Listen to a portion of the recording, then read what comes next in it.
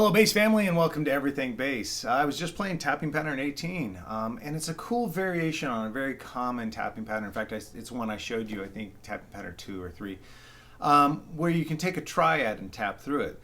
But I want to show you ways to vary it and make it a little more melodically complex.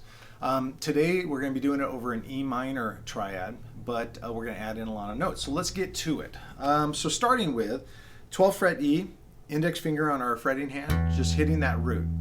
And then I play the 14th fret with my right hand on the A string and 14th fret with my, I should say my plucking hand on my on the D string. So I'm going root, 5, octave in E. So right now it's just a power chord. Now I then put the G on the 12th fret of the G string. That's when it defines as a minor triad because that's the minor third. Okay. All right, now you notice I snuck in a new note, 12th fret, the D. So I'm going, all right? Now from that, we're gonna ping back to the G. So if I just take that little section, it's gonna be G, D, G, and you know, middle finger, middle finger, middle finger. So there you go. Now after that little 6-note flurry, go back to the E on the 14th fret. And I play the 14th fret below it. So I'm kind of like climbing up the mountain, coming down the mountain. Right? Then I start with the root again, the E on the 12th fret, come back up the same way. And then I do the 11th fret. So I have to move this hand beyond this finger, go back to 12. So I end up doing this. Okay? Now at this point, I play the first pattern again. So let me play those first 3 kind of groupings of notes. All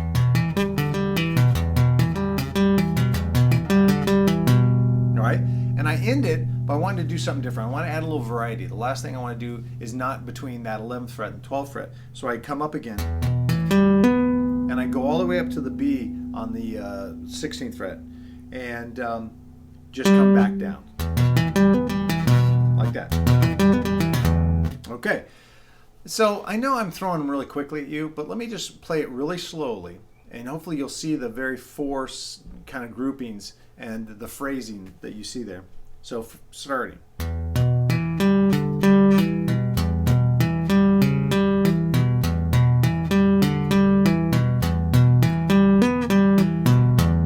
A little faster.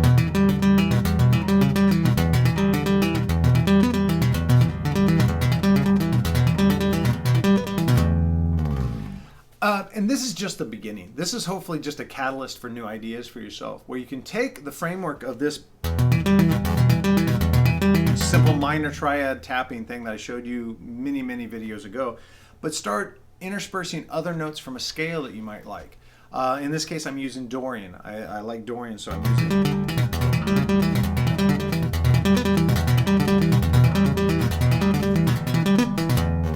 Now, one thing I like about tapping on the bass with a pattern like that is it sounds almost like a computer sequencer, or you know, like an arpeggiator on a keyboard synth.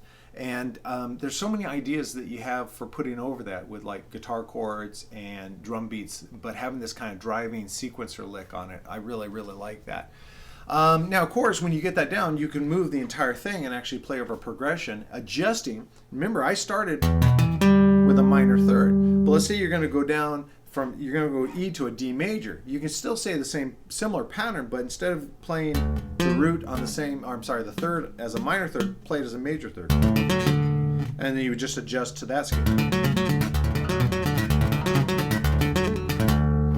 I know I'm throwing a lot at you, but I just want to, for the people who maybe been tapping with more experience and understand theory better, I want to show them quickly how they can play an actual progression, adjusting this pattern to fit each chord in a new root.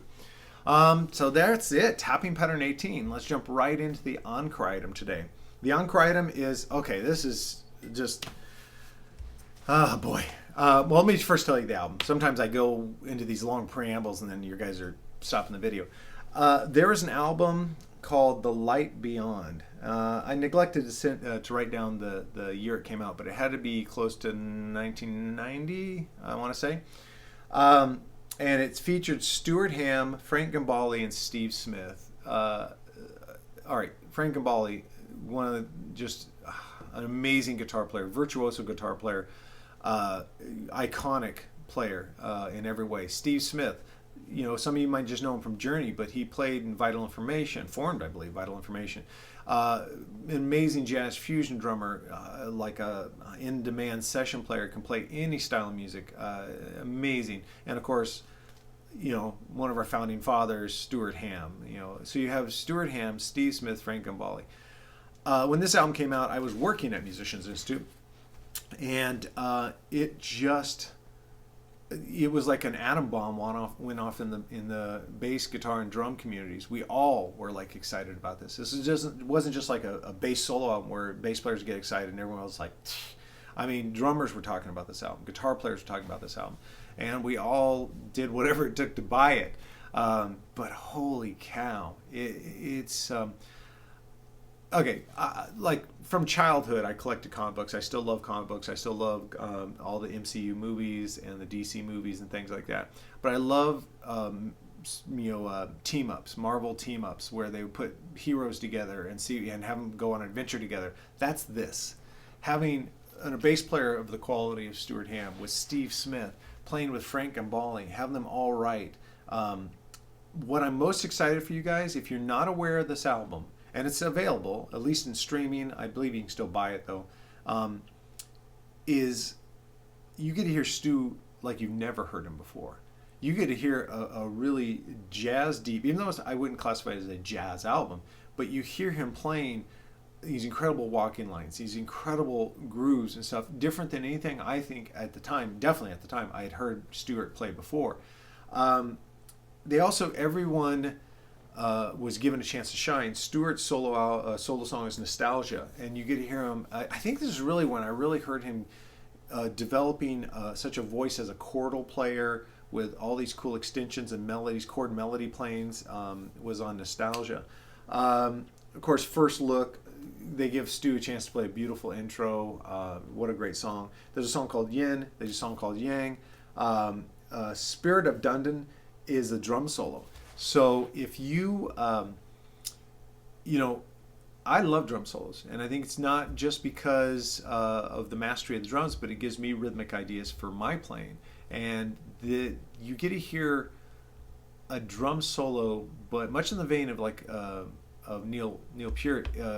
It's more of a drum solo that's a composition. It actually takes you someplace. It tells a story instead of just going bombastic and crazy, which I love those too. But so I encourage you to check this out. This is just I can't see anyone not being happy with this album.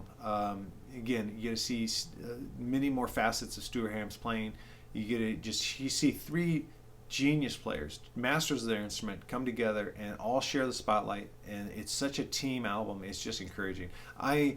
I'm afraid I'm overselling it, but I'm really not. I mean, you just have to check it out. And when you do, please, in the comments below, let me know what you think. What do you think of this album? If you haven't ever heard it before, give it a listen and then come back and share your thoughts. If you've had it for years and love it, what are your favorite tracks? What caught your ear about it, both from the bass playing standpoint and just overall from all the musicianship? What a great, great album. All right, Tapping Pattern 18 and The Light Beyond. Stuart Hamm, Frank Gambale, Steve Smith. I think they were called GHS for a while, but maybe not because that might have created problems. But anyway, check it out. It's really worth it. Just search, A Light Beyond, and then maybe Stuart Hamm, and you should draw it up, and you should be able to find it. All right, guys. Thank you as always for stopping by. I hope you enjoyed this tapping pattern. I'd love to get your comments. Of course, it means the world to me if you could subscribe to the channel. I'm getting so close. It's been a long haul. Let's see.